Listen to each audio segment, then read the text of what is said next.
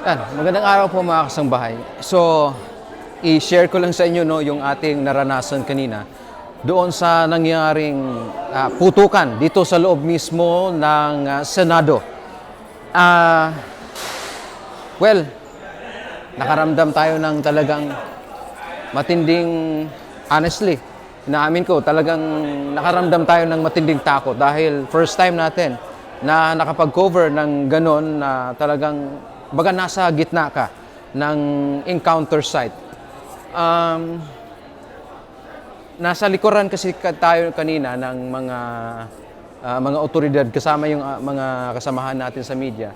Ang tinlang akala ay mayroon silang pupuntahan, mayroon silang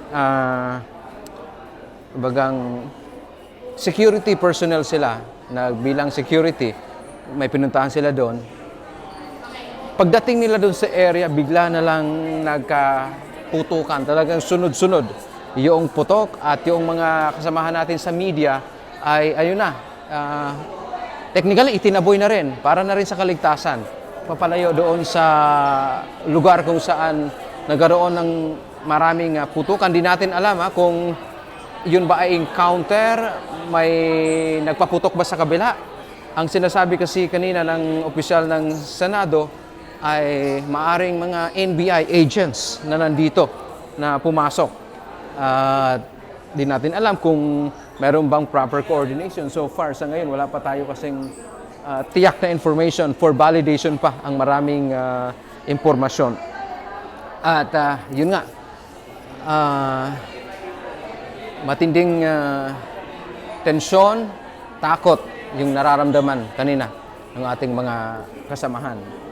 Doon kasi sa lugar, naipit ako doon sa may bandang CR, kung may mga nakapunta na sa inyo dito sa Senado, bandang CR dito sa second floor, naipit ako doon, so hindi ako agad nakalabas, kaya dinig na dinig ko yung putukan malapit, talagang parang kumbaga fireworks, yung sunod-sunod na putukan, at nakita rin natin doon may mga tauhan ng Philippine National Police, mayroong security ng Senado, at sa pangunguna po yan ng mga tauhan ng Philippine Marines.